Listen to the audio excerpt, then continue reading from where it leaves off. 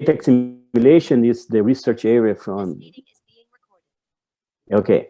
Professor Alberto Carrassi is from the University of Bologna in Italy and University of Reading in UK. Data assimilation is the research area of Professor Alberto Carrassi. His motivation coming from theoretical developments of climate science, prediction, attribution, impact, and environmental science in general. Characterizing aspect of his activities is the interdisciplinary nature between assimilation, dynamical system, and more recently, machine learning. He has developed advanced methods based on dynamic information of system, studying the impact and mitigation of the model error, and he has contributed to development of the first combined methods of data assimilation and machine learning. Professor Alberto Carrassi is the coordinator of several national and international projects. Currently, he is the co-PI of the Scale-Aware Sea Ice project, founded by the Smith Futures Virtual Earth System Research Institute. This project studies the impact of global warming on polar regions. Please, Professor, thank you very much to be here, and you are here to listen to you. Thank you a lot. No, first I have to thank you very much, first of all, because this has been a very kind and unexpected for me introduction. So thank you very much, and thank you very much for the invitation. Of course, as I was saying before we started, I know very well how difficult it is to organize such an event, particularly now that the whole is in online form. So I would like to thank you both, for the organizer and all of the people that supported you to make this possible. It is also particularly say honor for me to be the first one. To some extent, this allows me to give a talk as the one that I'm going to give, which will be probably with not much details. Well, let's see. But my idea was that when I looked at the program and I saw how many other colleagues, as many of them I know them personally, and all I know them very well, their work. So they will probably provide to the students more detailed information, and also they will be more specific on some family or subset of families of data simulation algorithms. This is not what I'm going to do in this talk. I will try to be very slow, but I will invite you and encourage a student to just post a question on the chat in the meantime, and also just to tell me whether they want me to repeat some concept. But I will certainly try to make it very slow, and we will see where we will arrive. And the goal here is probably the title, Fundamental of Data Simulation, is a bit too pretentious. I just wanted to be provide you with an overview of what is the goal of this scientific area, and what is one of, not the only one, but one of the mathematical way how this problem can be formulated. And the mathematical form that I will follow today, I insist, is not unique. And probably, I don't know, I don't want to step in what Didier or Ro will speak about later on, but probably you will already have an example in the next talk of another way to derive data simulation, which is not a Bayesian one. On the other hand, I will follow here Bayesian approach because has some advantages. It will allow us to be more general, and to some extent, it will also be consistent with some of the assumptions that we will do on the object that enter our process, in particular the assumption of stochasticity. But let's see what data simulation is. So first of all, data simulation is a word that I'm pretty sure has been coined, has been defined for the first time in the area of numerical weather forecast. And in fact, it has been for very long a discipline which was seen as essentially confined to that area. Why so? Well, the reason is, of course, because the weather forecast is very important, has enormous impact, and not just on the perception of our daily life, but also in cascade on the economical activity, social activity, etc., etc. So there is it has been an area of applied research which has been strongly pushed forward the next 3-4 decades. As part of this process of producing weather forecast, which is essentially the process of running a big simulation of the atmosphere right now, or something more than the atmosphere, but this is not what I will not talk about this specifically today.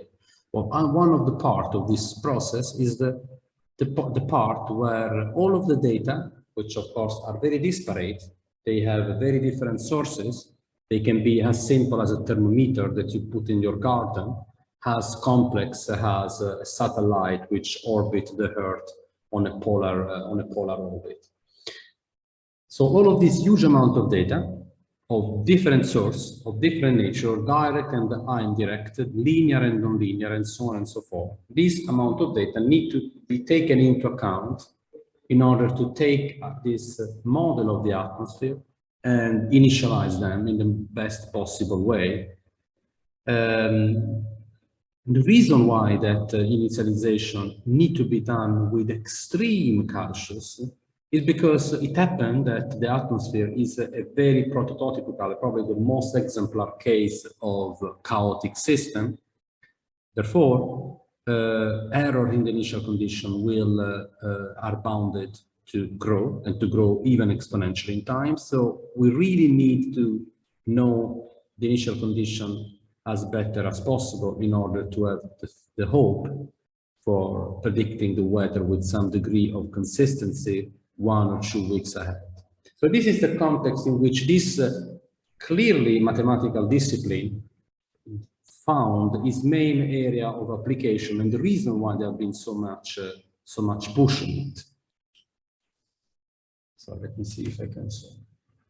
So what I will talk today is more or less along this outline that I'm giving them. So I will start with posing the problem, pretty much what I just say now. I will then explain a bit more of these 2 ingredients that in part I already have anticipated to you now. So these 2 ingredients are essentially a time-evolving simulation of the system of interest, which in the example that I gave was the atmosphere, but it can be intended any other natural or laboratory system.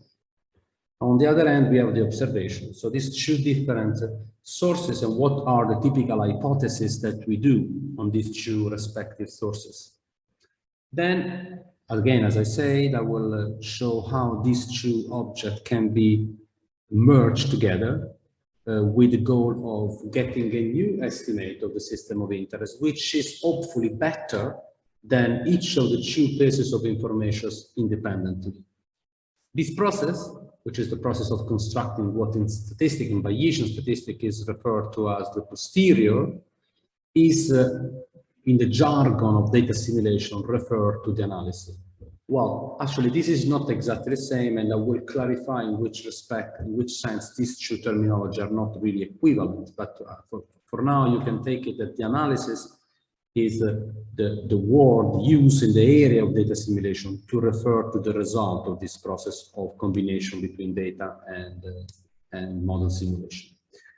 I will probably skip the part 4, in which I will usually provide some quick background of probability, which is needed to then derive the equation that comes later, but depending on the time that we will have, we will see later on. And then I will conclude by showing the 3 main problems that we can, at least ideally, the 3 main problems that we can attempt to solve: the prediction, the filtering, and the smoothing.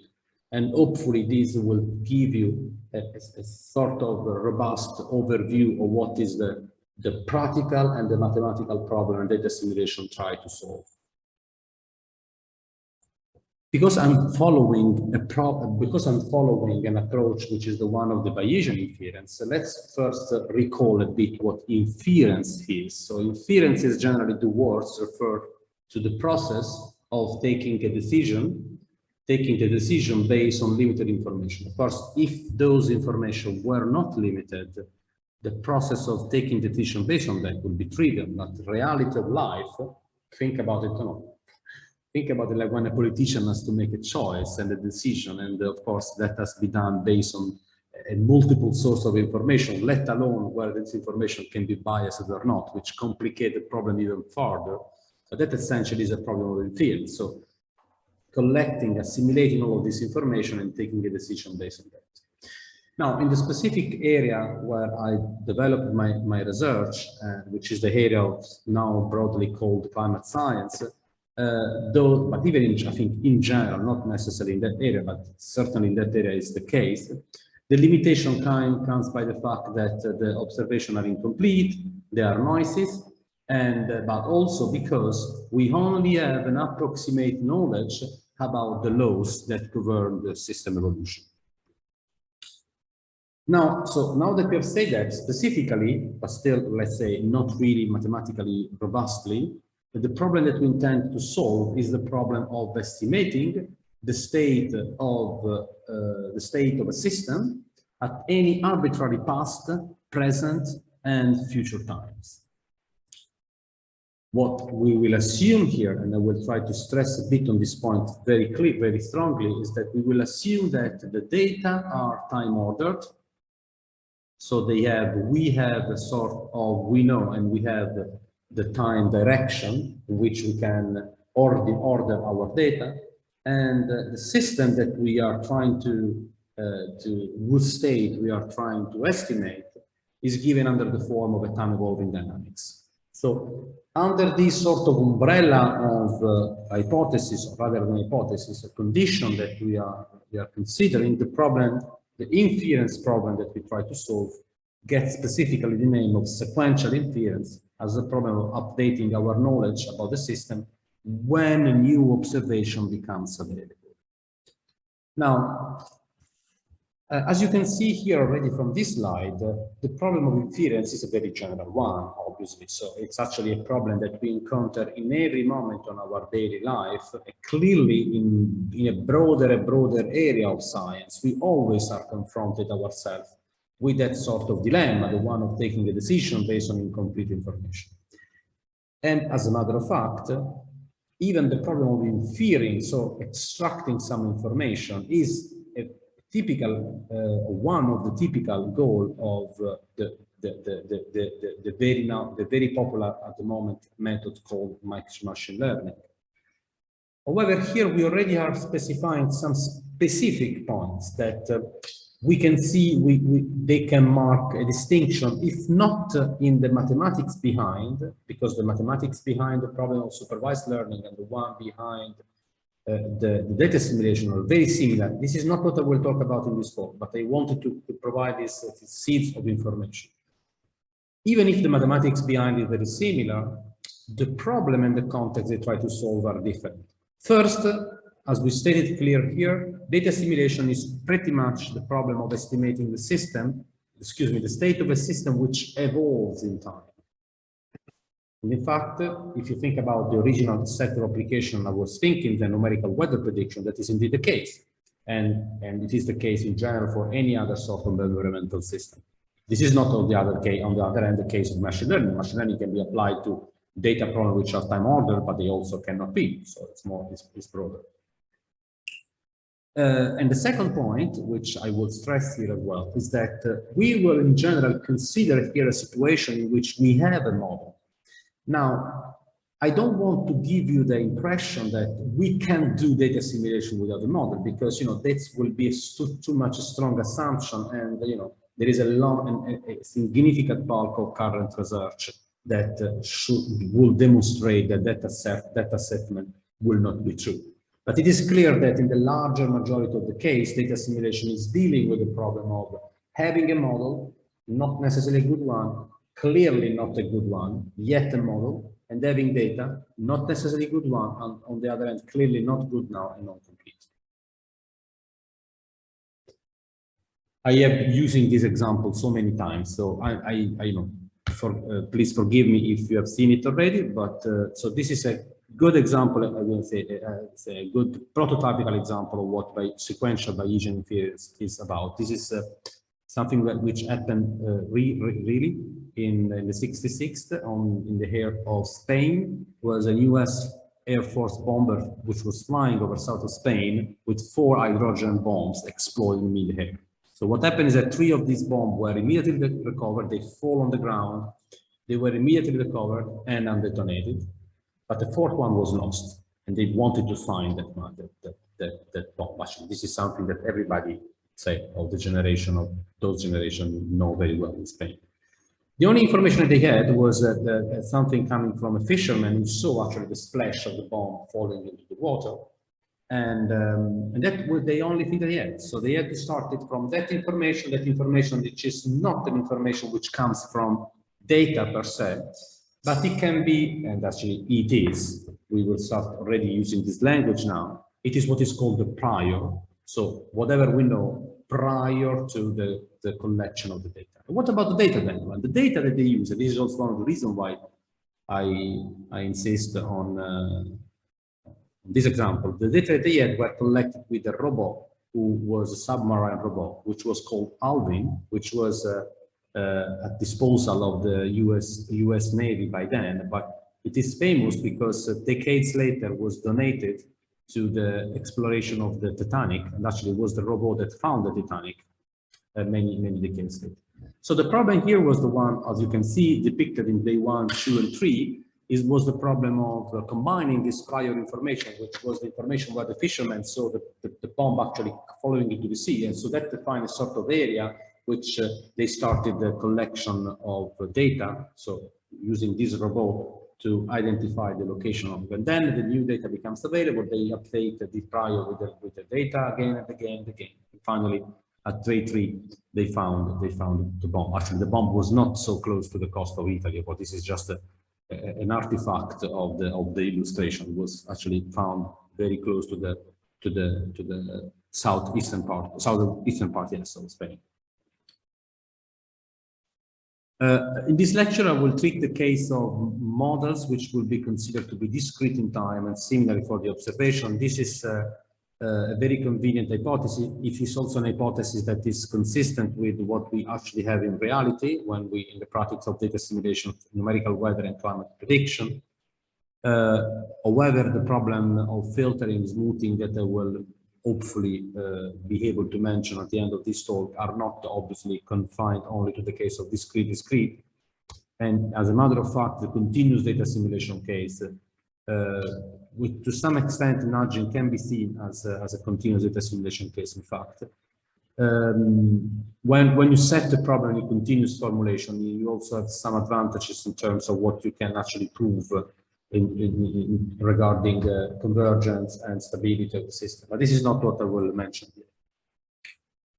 Okay, let's go into the ingredients of this recipe. So the first one is the model, so which is what we know about the system and the physical dynamic and this physical and dynamical law.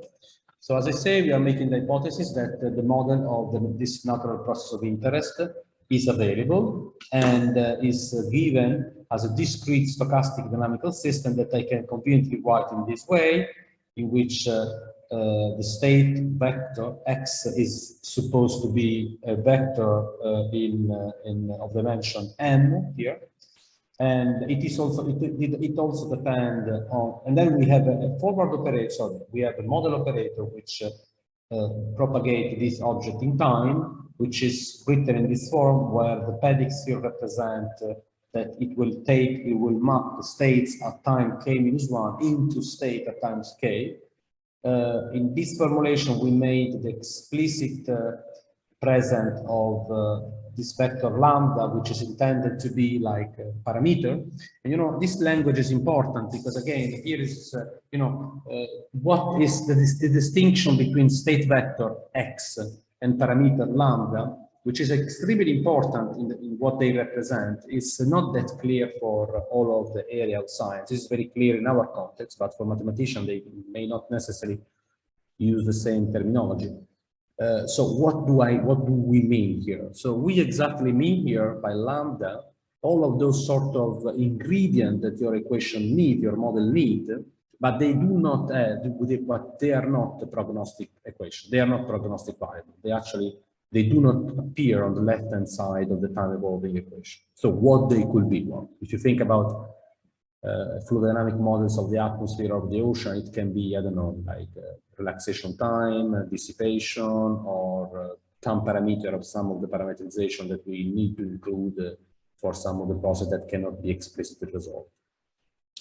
And then we have that final term, which is called eta there, and which is very important, and is a stochastic term that is there because we need to assume that there is an error in the model. So what is that actually? So if you can think about that term there as the error that your prediction with your model will have in the ideal hypothesis that you got perfect knowledge about the state of the system. You plug that perfect knowledge in the state of the system as initial condition in your model.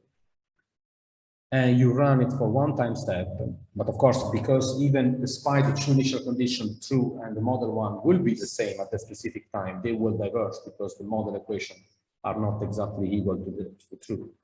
And that error is exactly what that term eta wanted to take into account. Now, it's important also that you consider and you know that the term eta is not it's additive there, but can also be included into the parenthesis without loss of generality. Now, why we make this term stochastic? Well, we make this term stochastic because, of course, the model are imperfect, and imperfection are of different source, of course. Because you have to think about that what we are trying to do here is that in that operator M, we embed all of the knowledge about the system governing the law governing the process. And of course, this is only in a real case, this knowledge is always partial or incorrect. Of course, you know, this come from many different sources. One important one is that we can really neglect some process in our model. So this is what happens most of the time. So that there are processes that we completely neglect. Then there are processes that we neglect because, for instance, the spatial-temporal resolution of our model is such that we can't describe processes that happen at the subgrid scale level. And in that case, as you probably know already, those processes need to be parameterized, which essentially means that we need to have an equation that usually is a diagnostic equation, which relate via some closure, which relate the quantity that our model describes explicitly to those that are in the subgrid scale. In any cases, this all together amount to error in our models, but this error can also be numerical discretization, can also be limitation dictated by the computational power that we have at disposal, and so on and so forth. And last but not least, I mentioned there the chaos, and I don't want to confuse here. I mean, of course, the problem of deterministic chaos also happen in presence of perfect deterministic models. So that's clear. So what I wanted to say here is that because the models are not perfect and because the capability that we have to constitute our initial condition itself will not be perfect, these two terms together are very difficult in reality to be distinguished. So the reality then is that when you run a prediction with your model, all of these different sources of error will contribute in a very intricate way, in a very nonlinear way, to the forecast error that you will have at some future time. So at the end of the story, what we can do? So of course, we should improve our model. And that is, of course, the main goal of a large part of the community.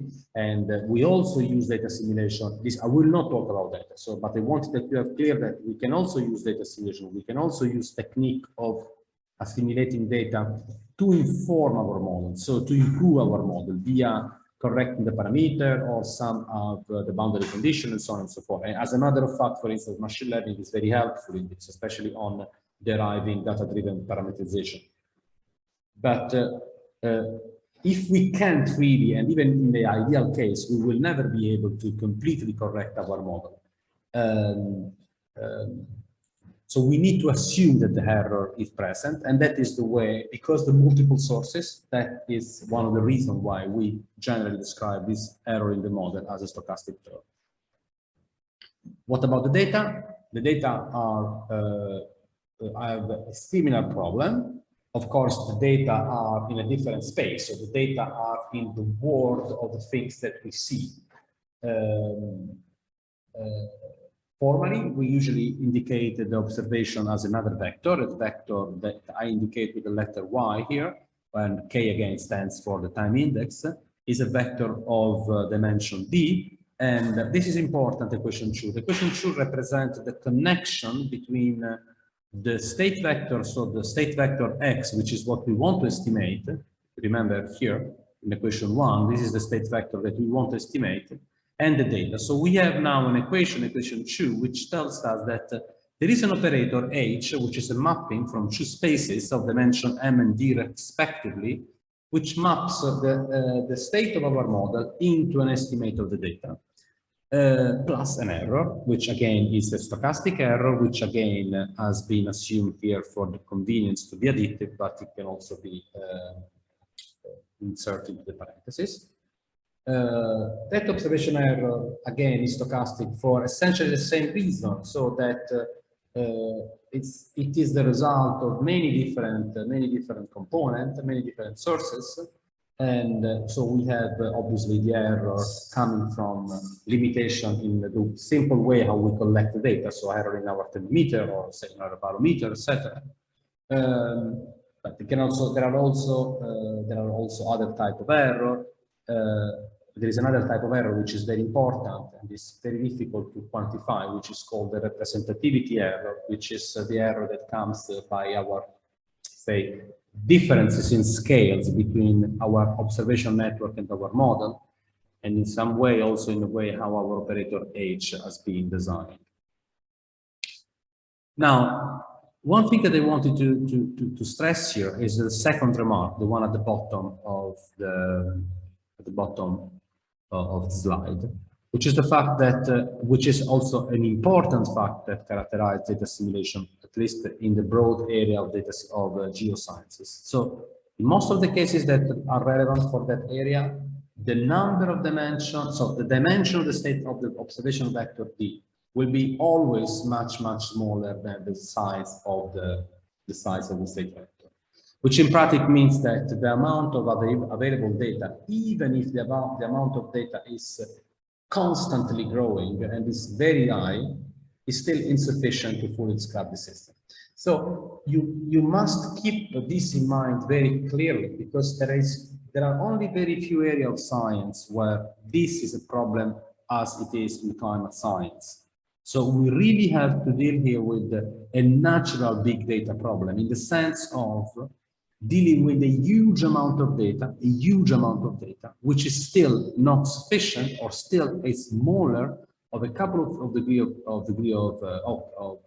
order than the size of the model we want to prescribe. So to give you some number, the current state-of-the-art weather forecast model that are run, for instance, in NSET in the US, or Meteo France, or ECWF, or DWD in Germany, and so on and so forth, they are the size of the state vector X, so what I call here M, is 10 to 9, and they assimilate daily a amount of data which is of 10 to 7, 10 to 8. So this means that whenever fantastic and brilliant and elegant way we can deal the problem, at the end of the story, we must find a solution that is not only accurate, but that is doable in a reasonable time with the computational power at disposal in order to release and publish the weather forecast, issuing the weather forecast. So now that I talk about these two elements, the way how these two elements relate to each other via this operator H, this is what usually in statistics refer to as the hidden Markov model.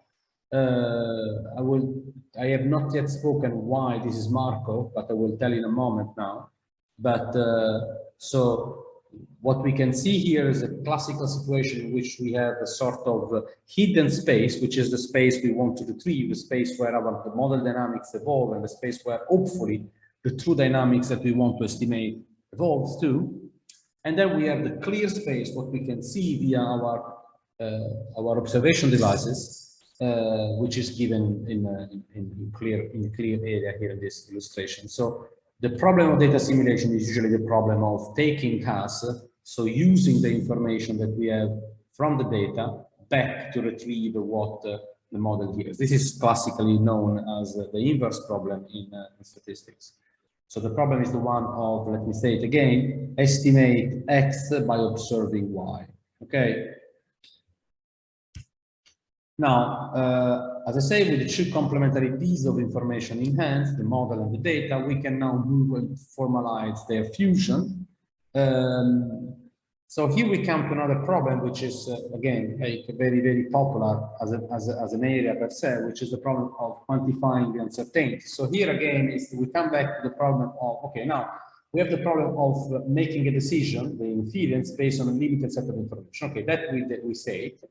Then we say that the two pieces of information are constituted by the data and the model respectively. Each of that is incomplete. Each of that is described according to the equation 1 and 2 that we gave before. And now, like anyone that has to take a decision based on limited information, what will be very useful to know is how well we know that specific information.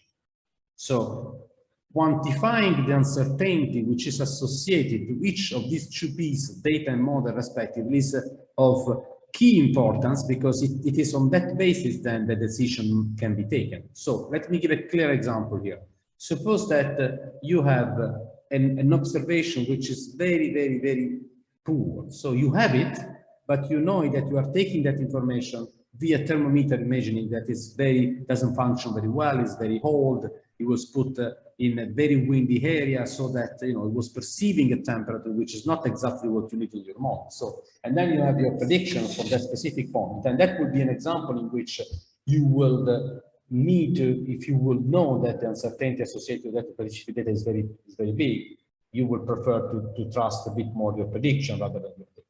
So we wanted to have the quantification of the uncertainty, and because we have stated our problem in stochastic way, now this quantification of the uncertainty can be done completely using probability. This is the key point here. So this means that the Bayesian approach offers now a natural mathematical framework to understand and to formalize this problem. So again, the problem of taking the decision. Okay, but now, if we have moved our focus from estimating the state X based on the data Y into the problem of estimating probability, because hopefully we will get this information about uncertainty under the form of probability as well. So now the problem that we said before, so the goal of Bayesian inference is to estimate the uncertainty in X given Y.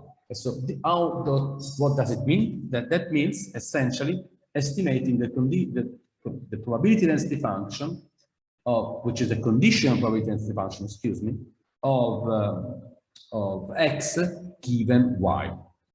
Okay, so from now on, the problem of data assimilation that we want to solve is no longer just the problem of, at least using this Bayesian framework that we are using, the problem that we want to solve is no longer, again, the problem of estimating X given Y, but is the problem of estimating the conditional probability of X given Y. Now, this is a very general problem. It's, by the way, is the best of the possible problem, because this comes together with an estimate of the uncertainty, etc. Once you have that PDF in hands, then of course you can inquire that PDF. You can ask a question to that PDF. You can say, for instance, what is the meaning of this? And in fact, as we will see, as fast as possible for the time remaining, asking a question to that PDF has what is the mean, and thinking that the mean is the best possible estimate, because at the end, what you need to provide is what is the most possible state of your prediction. If that is for you being identified as the mean, that means a lot. It means that you are setting yourself, as we will do in a moment, in a Gaussian framework, and in fact, a large family of methods, like the Kalman filter-based method, they essentially solve and inquire the conditional PDF under the form of a mean. Or you can do something completely different. You can say, I don't think about the mean anymore. I'm not thinking in terms of a Gaussian distribution, and I just wanted to identify the peak of this distribution. So what is called the maximum a posteriori estimator. This is a completely different type of family of methods. Usually they are solved using a variational approach, a variational nonlinear minimization approach. But this is just to tell you that how I won't talk in detail about any of those things. You will have plenty of other talks across the weeks that it's just started. But I wanted to tell you here that most of the methods that you will see in this week can be formalized using the variational umbrella. But then at the end of the story, many of them will differentiate on, of course, on whether we will do or we will not do a choice, a functional choice on which are this PDF, if we are Gaussian or whatever. And the second important point is which is the question that we pose to this PDF. Are you asking for the mean? Are we asking for the peak of the distribution, and so on and so forth. As I say, I included also a very brief outlook on probability, which I will skip because I think this is not very relevant here. It is very relevant, sorry, but there is not much time here, and I would like to use my time to get you at least toward the end of where we are. Okay, so allow me to go forward, and let me just go to the very end, which is the Bayes theorem, which is again a key equation to understand a lot of data simulation method. This is given in the equation 8 there. You can see this equation, you can derive this equation. It's very simple using the definition of condition probability and joint probability. But let's look at this equation in details now, with some details. So first of all, if you look at that equation, you see that this is, at the end of the story, is an algebraic equation. So it involves, in the right-hand side, multiplication and division. So it's not very complicated in that sense, right? What are those terms there? So of course, on the left-hand side is the object of the desire, what we want to have via the process of data simulation. So it's really the conditional probability of the state X conditioned on, or say more loosely informed on the data Y. On the right-hand side, we have three terms. Let's focus on the numerator first. These are, the first term of that is the conditional probability of the data given X. Well, this is usually called the likelihood of the data. So it means what is the probability of the data to be what it is, the one that we have measured, given that the unknown state underlying that is X. The last term on the top right is, on the other hand, the prior, as you can see. It is the information of X. So it is whatever we know before data are assimilated, okay? And these are the most important. Now, I have to tell you that it is also very important. We go to the next slide. It is also very important the object that it is at the bottom, okay? That object is the marginal likelihood of the data. So as you can see here, is the integral of the likelihood of the data integrated over all of the possible X. Okay. Now, in data simulation, we usually ignore that object. What do you mean? It's not that we ignore it, but it is taken as a normalization factor. So we essentially always solve the problem up to a normalization factor, which is the same. It is also, I want to tell you, because it's a line of research where I participated and I found it very fascinating, that as a matter of fact, that object is very popular in many other areas of statistics, and is referred to as the model evidence. So it can be used, that marginal likelihood of the data, to ask a different type of question. For instance, you can judge which one among the different prior, so for instance, which one among the different hypotheses or models describing a process is more coherent with the data that you have. And what we have done has been to use that data simulation to estimate that quantity for the problem, for instance, of attribution of climate change. The attribution of climate change problem is very important. It's a problem of not just detecting that there is a change in the climate, but attributing So finding the cause of that changing among a number of causes that all compete among the others. It's a very important problem. So we think that that quantity is indeed the proper one, because you can plug into the different prior, you can plug then different models. For instance, in the language that is used in that context, you can plug factual versus counterfactual models, a model that have or have not the anthropogenic forcing, and see which one of the two provide an increase in temperature which is consistent with the data. But coming back now to the Bayesian theorem and into data assimilation, and so forgetting that denominator, considering that denominator again as a normalization factor, you have an illustration here in which you have the prior, which is given in red, the likelihood, which is given in green, and the posterior, which is essentially the product of the two, which is given in the black curve. This is of course a very simple one-dimensional cases, but already you can think about the key points here. One is that you see that the black curve is in between the two, which makes sense. It cannot be on one of the side, because you are actually constructing that black curve based on the information that is inherited from the green and from the red. The second thing that you can see is that if you look visually at the width of that curve, they are all unimodal. So you can take that width as a measure of the uncertainty associated with it, so the standard deviation. So you can see that the black curve is narrower than any one of the two, which means again that the information, so what we know about the system now, which is now given in the black curve, is different from what we knew independently from the green, the data, or the red model. And on top of that, what we know it a bit better, because the associated uncertainty is smaller. Okay? Professor Kahasi, you have more 15 minutes. Okay, including question, right? Yes, okay. That's right. So I will go a bit faster here, because I would like to leave at least 10 minutes for questions, if there will be any, of course.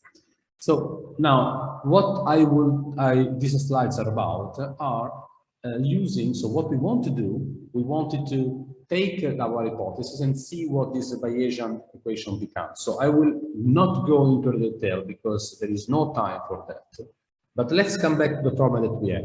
So the hidden Markov model that we have is composed essentially by these two equations. On the left, you have the model. On the right, you have the equation. You have the data. Now, assuming, let's make the hypothesis that we collect all of the model error terms and all of the observation terms as a sequence between 1 and capital K, and we will make the very important assumption here, extremely important assumption here, that they are both uncorrelated in time, so there is not observation error correlated in time, there is no model error correlated in time. They are mutually independent between them, and they are both distributed according to this two PDF. So this object here, the first equation 1, represents what in statistics sometimes is called the transition probability. So it's what allows you to get the probability of x times k, given x times k is 1. What is this? This is the execution of the model, essentially, okay? So that's why this is essentially the distribution of the model error. And similarly, you have the likelihood, which is given by equation 10. Now, the goal that we want is to estimate the posterior. So this is our goal. This is the goal of data assimilation as general as possible. So the goal of estimating the posterior, the trajectory of the model within all of this window between 0 and capital K, given all of the data that we were able to collect between 1 and K. This is what we want to do. So we can use now the Bayes theorem, the one that I showed you before, and note that I put here the proportionality instead of the equality because I'm neglecting the denominator term, is then given by the product of these two terms. These two terms are the likelihood of the data, what we saw before, and the prior, so whatever we know before the data becomes available. Now, what we will do... so there is a...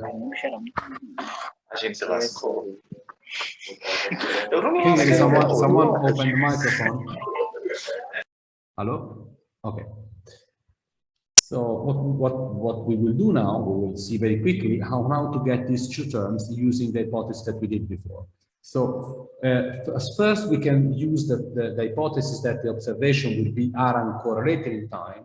And so we can write, which is very important, equation 12 in this way. So we can see that the likelihood of the entire observation sequence conditioned on all of the data can be written as the individual product. This is very important, and this is a consequence of assuming the error of the data is uncorrelated in time.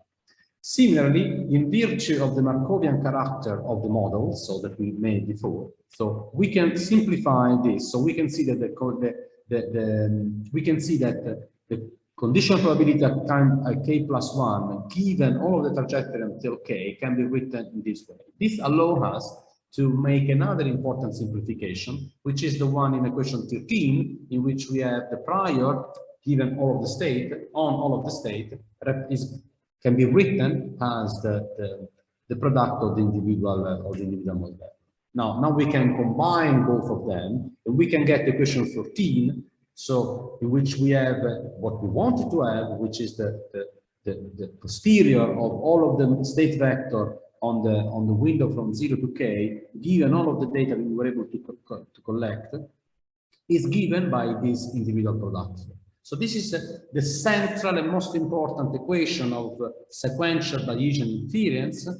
That equation essentially tells us that whenever a new data becomes available, this equation can be updated because of this product. And this is very important. It's extremely important. This is at the basis of solving the problem in a sequential way. Okay. Now, a final illustration here on these three problems. So one is the problem of the prediction here, when you have the time on horizontal scale and some ideal state of an environmental system on the y-axis. The problem of prediction, you understand it very well, is the problem of starting your model from some initial condition and running in the future. So you see that in an information flow diagram that we have on the right-hand side, the information only flow from the left to the right, from the past to the present. Excuse me, from the present to the future. Excuse me, I'm sorry. The second problem is the most important one. It's called the filtering problem. It's the problem that is the most common in climate science, but I will say in general. The estimating problem, look very carefully. The estimating problem is the one of estimating the state vector at the current time k, conditioned on all of the data up to the current time k. Okay? So this is different from the prediction, as you can see, because the prediction is the problem of estimating the probability that is the PDF of time L, with L being strictly larger than k. Now the filtering problem is the most common one, is depicted in the central figure here. You have a sort of alternance of initialization, prediction, and new data becomes available. So from the prediction, which is written in green, we get the analysis in red, and so on and so forth. Okay, and this is why the information flow gets one of the wing color, because it means that the information now comes simultaneously from the past and from the present. The final problem, the most elegant, the general one, is called the smoothing problem. Of course, the smoothing terms here comes by the time dimension rather than the space dimension, obviously. In the case of the smoothing, what we really want to do is to estimate the complete the density function of the full trajectory between 0 and k, given all of the data between 1 and k. Or, of course, any of the marginals, so by taking the integral of those objects. So here is very important, the difference, because you see, this means that for all of the k, smaller k, between 0 and capital K, the smoother will, in general, always be more accurate, because he will have taken into account all of the data until the capital K. So you see, because on the right-hand side here, you have capital K, as opposed to the filtering, where you have the small k. Now, of course, if there are no approximation, and will always be approximation, but in an ideal world in which you will not have approximation, at the very end time, when they have reached the capital K, this filtering and the smoothing problem will be exactly identical, so they will be the same. But at any other time, the smoothing problem will be more accurate. Now, of course, you will answer yourself, when I can use a smoothing problem? Not always, because actually this is often also called as the post-mortem problem, in the sense that you need to have the future data available. So you can only run it when you have the future data available, otherwise you don't have it. Okay, I think that my time is finished, so I just wanted to tell you a final things that final comment that the filter solution, as I say now, let's conclude on that. The filter solution at any arbitrary time k, with k between 0 and capital K, is obtained by sequentially updating until Tk. So this means that it accounts for all observations before and until Tk. This is different from the smoothing, as I said a moment ago, because the time k is also account for future observations. So the smoother is generally more accurate than the filtering one. At the final time, however, both solutions have incorporated the same amount of information. Now, let me conclude with two important statements. The first is that in general, even if in the slides that I have jumped, you would have found the formal solution to this very general problem of estimating sequentially the filtering and the smoothing problem, unfortunately, in general, they do not possess an analytic solution. However, there is a very important exception, which is of fundamental importance, which is when we assume that both the dynamical model, what I call M, and the observational model, what I call H, are linear, and further we assume that all of the error PDF are Gaussian. In that case, the big general problem we are talking about can be reduced to what is referred to the Kalman filter and the Kalman smoother. In that case, they are analytic solution.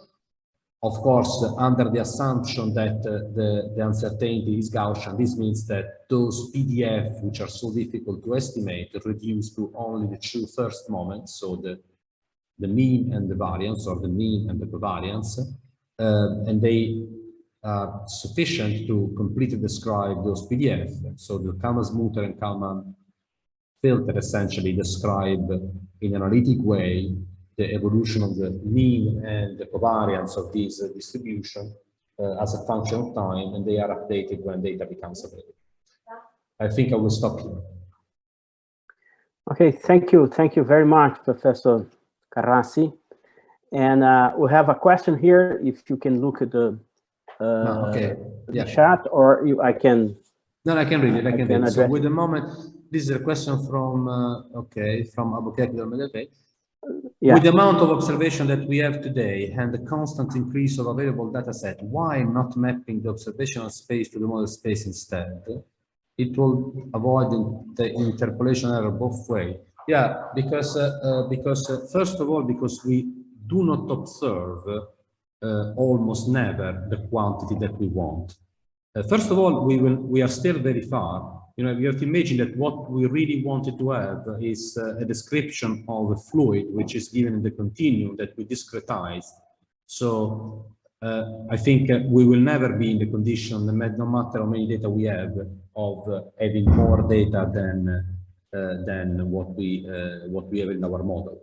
And of course, in the opposite case, this means we will have limitation on compositional power. But there is also the point that I mentioned at the beginning. So what we observe is most of the time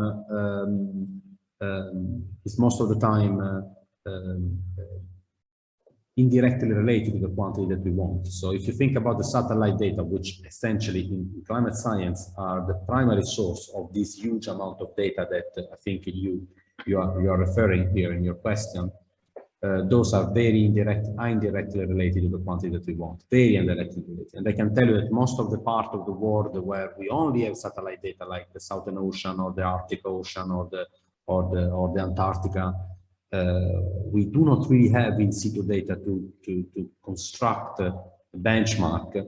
So it's very difficult to make the process you're talking about. It would be very risky, I think, in my area. Marco also has a question here. Hi. Okay.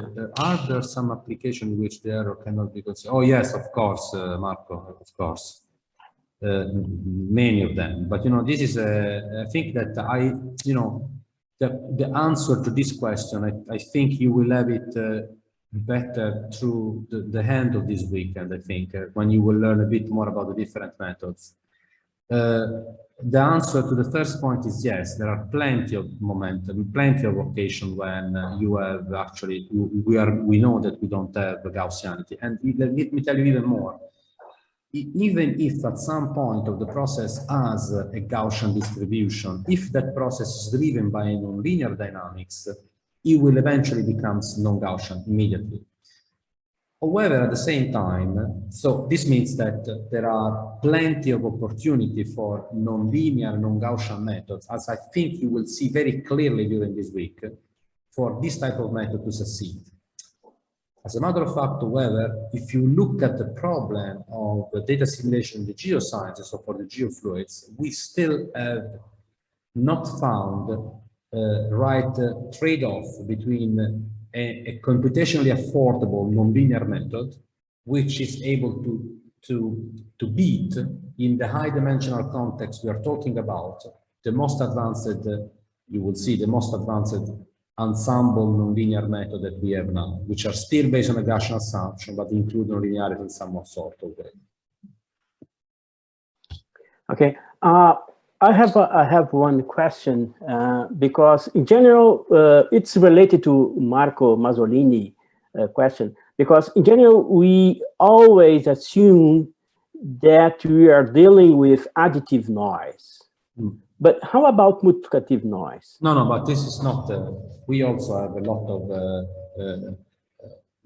of cases in which we actually have assumed the error that is multiplicative. I didn't talk about that because this is a very introductory talk, and the assumption of additive noise makes things extremely more easier.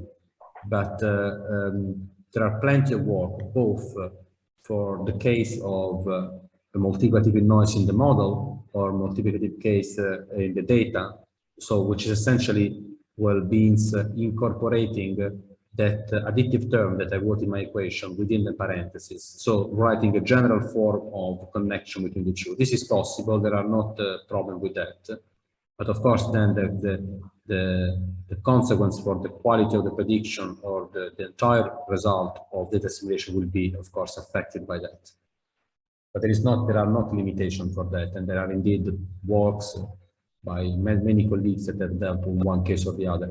As a matter of fact, in the case of observational error, it happens very often that the error is actually multiplicative. There are many other hypotheses that are not realistic. One is that, for instance, the fact that the error is uncorrelated in time. That's obviously not the case. And even more, even the assumption that observation and model error are mutually uncorrelated. That is an hypothesis that seems to be very obvious, but in reality it's not, because in most of the data, in many cases, including the satellite data, those satellite data require in their retrieval model information on the model, which makes the data and the model dynamics correlated between them. Okay, thank you a lot, Alberto Carrassi. Oh, thank you very much. Thank you, and a very interesting talk. And in particular, when you talk about the difference between filtering, prediction, and dispersing, this is a very important distinction. And also about this statistical issues, it's very important in this topic. And thank you a lot for your interesting talk. And enjoy the rest of the week. Bye.